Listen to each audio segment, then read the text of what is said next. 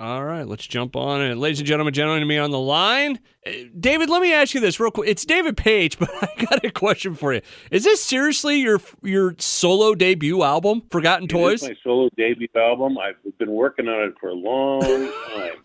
When I got the sheet, it was, usually, guys from different bands, they'll have an album here or there across the time. And when I was reading your information sheet, it said debut solo album. I'm like, really? David of all people? And here we are, Forgotten Toys, out now, right? That's right. My first album. And I've been working on it the last 2 years during the pandemic. And I was able to redirect my energy to my recording studio. And it's been a long time coming. I've had odds and ends and pieces sitting around for a few years.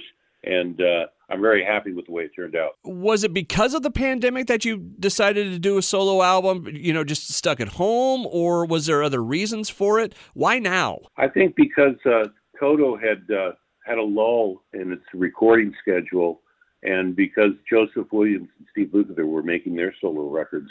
So they urged me and were prodding me along that I should do one as well, because I'd have these little pieces and little songs, parts of songs that I've been playing around with for years.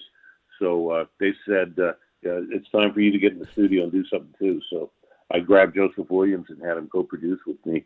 And it was a very productive collaboration. What was the first song you worked on this? That was called First Time, which is about my daughter's coming of age.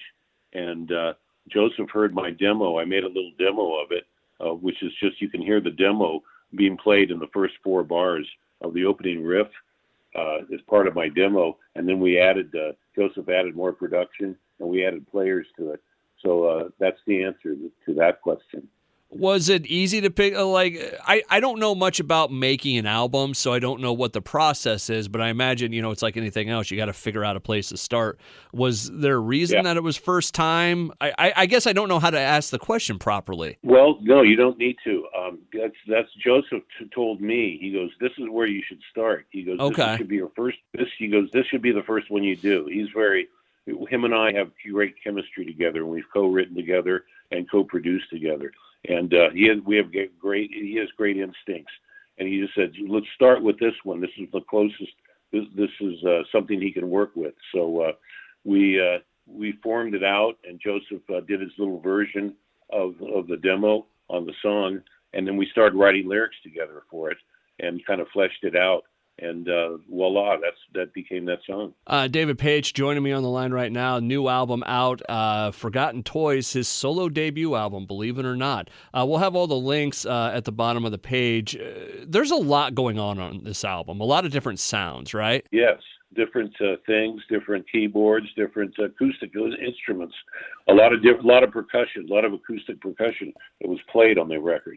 Tell me about Lucy, because that was the one that stood out. It was like, wait, what? Don't take that the wrong way. I really liked Lucy. That's probably my favorite track on it. But it was one of those things. It's like, wow, this is just a cool jazz piece. Yeah, that even I have to admit that even goes back further than First Time. Really? That was something that I recorded with a legendary pianist who just passed away, by the way, named Mike Lang. And I want to put this out to honor Mike. We were working on a kind of a duet solo project together, but it never came to fruition. So I told him, I said, I really love that track that I started, and he did a solo on it. And I brought James Tormé in to sing scatting, and Ray Parker's on it, Greg Bissonette. My dad was a jazz pianist, so I was paying tribute to him and Mel Tormé, whose son sang scatting on it too, James Tormé. Going back to the original part of this question statement, there's a lot of different sounds on this one.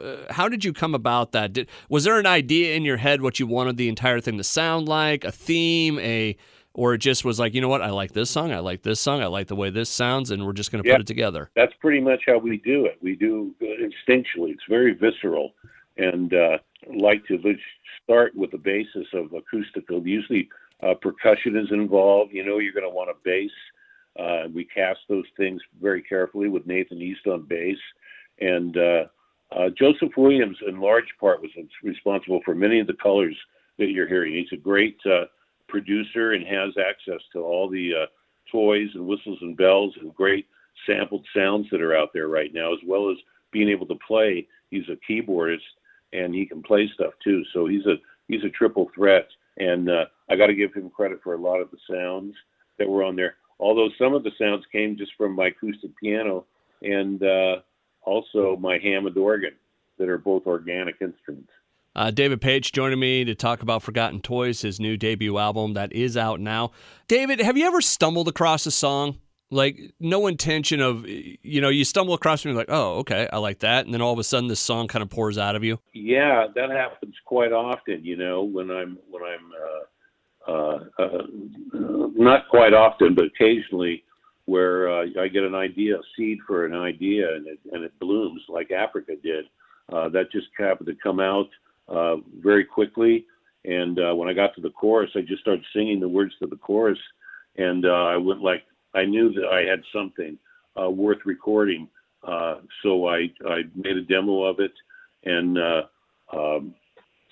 played it for the guys. The demo just had me playing keyboards. And everybody seemed to want to work on it. It was an 11th-hour song on the Toto 4 record. Where does David Paich get most of his ideas? Driving around, shower, getting coffee? The answer is yes. All of those. all of those above. The shower is a good place because you can hear your own voice. Your voice sounds good in the shower. Driving around, a lot of times the car, I'll hear things, or right before I go to bed, or right when I wake up. So I try and document sometimes emotionally how I'm reacting to that at the time. David, if you were going to tell people to listen to one song off this album and it's going to give you the story of it and all this and it's going to suck you in, which one would you tell them? Well, probably Will I Belong to You, I think is a bit of a kind of a preview of what's to come, and yet it's different from all the other songs there. So it features Joseph Williams on it, has a little bit of Luke, and it has myself on it. So you get the best of all the worlds. You know what? And sidetrack, I love the forwards. I always like when artists do something like the forward on your on the album.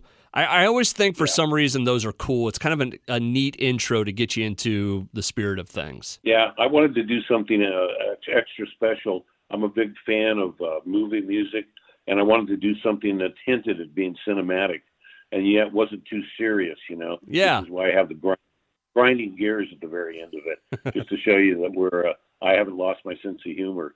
And I did. That was just kind of a tribute to like James Newton Howard, Jerry Goldsmith, and John Williams. This album, the more I've in the 10 minutes we've talked, it seems like this album is a tribute to a lot of people. It is. It is to the movie people, to my father and Mel Torme, who worked together very closely, and for all the musicians out there that have wanted me to encouraged me to put out a solo record. I think it turned out great. David Paich joining me on the line. We'll get all the details at the bottom of the page. David, real quick, what's next for you? What do you got coming up? Well, right now I'm just kind of on a little bit of a sabbatical here. I'm going to take some time off, and then I'm still writing right now a little bit, and always practicing and writing, trying to stay healthy.